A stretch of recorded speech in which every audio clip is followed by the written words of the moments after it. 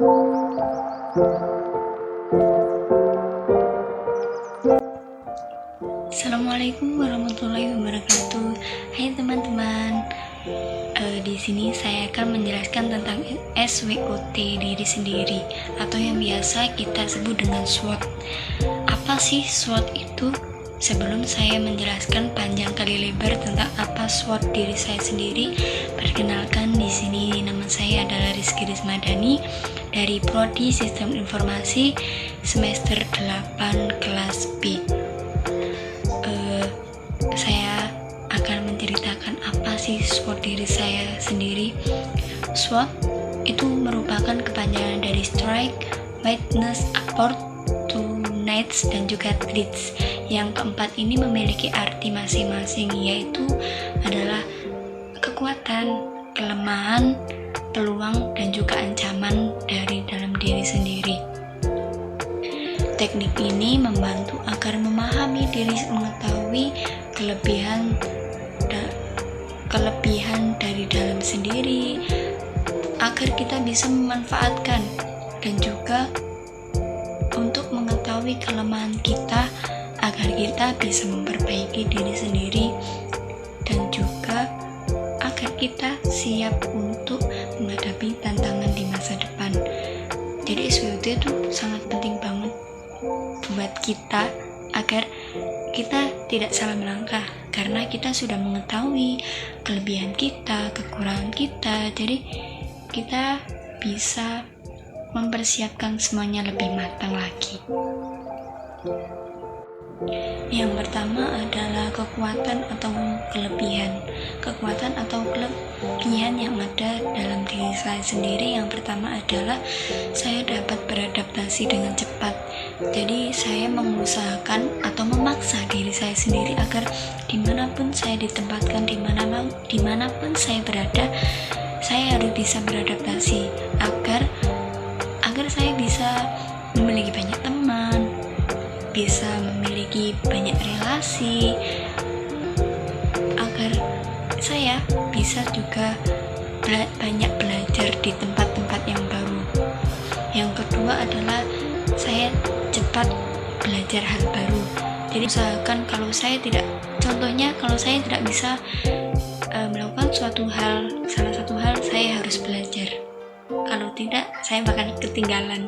Jadi itu yang penting bagi saya. Yang selanjutnya adalah saya dapat menyesuaikan waktu. Dapat menyesuaikan waktu di sini adalah seperti saya melakukan dua kegiatan, seperti yang pertama adalah bekerja, yang kedua adalah kuliah. Jadi di sini saya harus pintar-pintar mengatur waktu agar bagaimana saya tidak meninggalkan salah satunya dan juga tidak ketinggalan salah satunya. Soalnya kalau saya tidak bisa mengatur waktu, saya dijamin pasti akan melewatkan salah satunya, entah itu pekerjaan atau perkuliahan saya, dan itu sangat nggak baik buat kedepannya kalau sifat ini tidak saya miliki. Jadi saya harus bisa menyesuaikan waktu agar bisa jalan dua-duanya, seperti itu. Bukan hanya menyesuaikan waktu, saya juga harus bertanggung jawab atas pekerjaan yang diberikan kepada saya. Jadi entah itu pekerjaan yang diberikan oleh dosen, tugas-tugas dari dosen, atau pekerjaan dari atasan saya. Jadi keduanya harus seimbang. Soalnya kalau tidak begitu, nanti saya bakal mengecewakan salah satunya. Jadi saya harus bisa mempertanggungjawabkan atas pilihan saya, atas tugas-tugas saya. Jadi seperti itu. Selain itu, insya Allah saya dapat berkomunikasi dengan baik, disiplin, dapat mengelola keuangan antara untuk jajan, untuk keperluan kuliah atau yang lainnya. Kalau tidak begitu, saya akan jadi seseorang yang boros. Jadi sifat itu sebaiknya harus dimiliki oleh semuanya. Begitupun dengan saya. Selanjutnya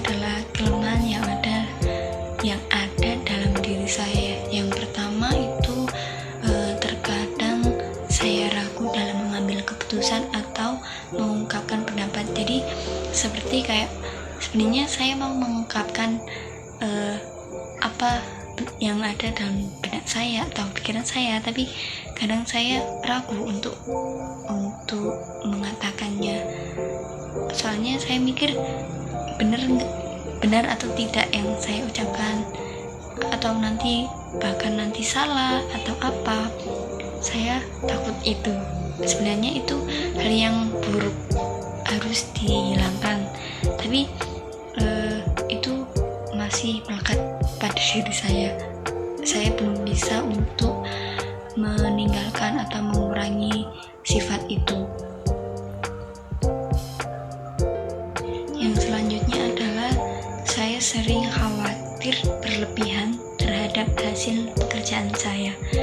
Jadi setiap kali saya melakukan suatu pekerjaan, saya harus sering mengoreksi lagi apakah pekerjaan saya yang sudah saya kerjakan ini benar atau belum. Jadi seperti kayak saya kurang percaya diri, sering kurang percaya atas pekerjaan yang saya kerjakan itu. Yang selanjutnya kurang baik dalam mengingat sesuatu, jadi pelupa. Yang lainnya itu seperti saya cenderung sulit mengatakan tidak, sehingga sering kelelahan karena terlalu banyak pekerjaan. Jadi kayak ibaratnya itu kata sungkan. Jadi kalau ada kayak teman atau atasan yang bilang ini kerjakan gitu, sebenarnya itu bukan job di saya, tapi saya tidak bisa mengatakan tidak gitu. Pasti saya akan bilang iya gitu. Dan karena tidak bisa mengatakan tidak itu, jadi semua pekerjaan itu saya yang mengerjakan. Itu sebenarnya sangat menyulitkan saya, tapi karena rasa yang tidak enakan itu membuat kayak bumerang bagi diri saya sendiri. Harusnya saya lebih berani untuk mengatakan jika itu tidak. Yang terakhir, kelemahan saya itu saya bertahan di zona nyaman. Kayak kalau mau melakukan sesuatu hal itu, saya mikir nanti selanjutnya gimana ya, apakah saya akan suka, atau contohnya tuh kayak untuk keluar dari tempat kerja yang lama, nanti saya mikirnya tuh kalau di tempat baru apakah saya akan suka gitu. Jadi saya lebih nyaman di zona nyaman, belum bisa atau belum mampu untuk mengambil resiko ke depannya. Sebenarnya itu sangat tidak baik ya teman-teman. Yang selanjutnya yaitu peluang. Yang pertama, saya merasa dibutuhkan orang lain. Maksud dari dibutuhkan orang lain itu dilihat dari kelebihan saya tadi. Saya gampang beradaptasi, saya gampang belajar hal baru. Jadi dengan begitu saya merasa pasti dibutuhkan orang lain, soalnya saya bisa membantu pekerjaan orang-orang. Yang selanjutnya, bisa bekerja dalam bidang apapun. Maksudnya di sini tuh dengan saya mau belajar hal baru, jadi saya bisa bekerja dalam bidang apapun kalau saya mau belajar. Makanya itu saya harus bisa beradaptasi dimanapun saya berada.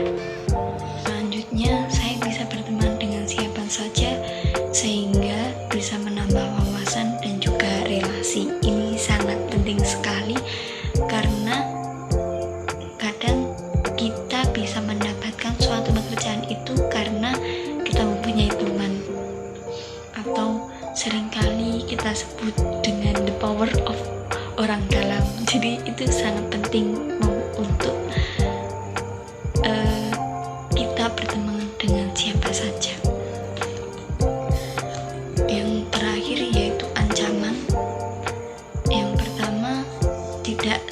ada lingkungan yang mendukung, sehingga harus lebih mandiri dalam mencapai tujuan. Yang kedua, yaitu persaingan yang ketat.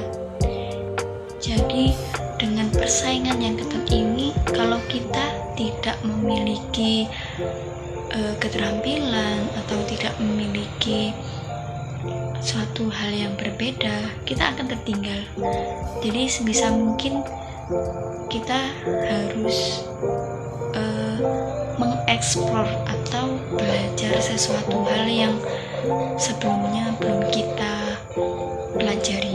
Nah itu jadi seseorang yang akan dibutuhkan siapa saja tadi.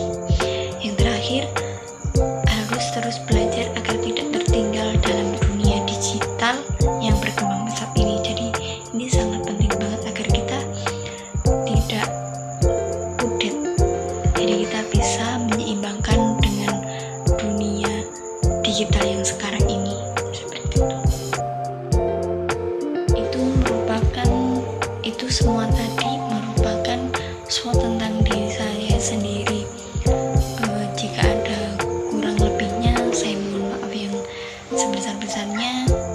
Pesan buat semuanya, agar kita lebih belajar untuk semuanya, yaitu belajar tentang beradaptasi, belajar tentang digital baru, agar kita tidak ketinggalan, agar kita memiliki wawasan-wawasan baru, agar kita bermanfaat juga bagi orang lain, agar kita lebih percaya diri juga. Karena jika kita tidak mau belajar, maka kesempatan itu akan hilang dengan sia-sia. Cukup sekian yang dapat saya sampaikan. Terima kasih. Mungkin ini adalah video yang sangat membosankan,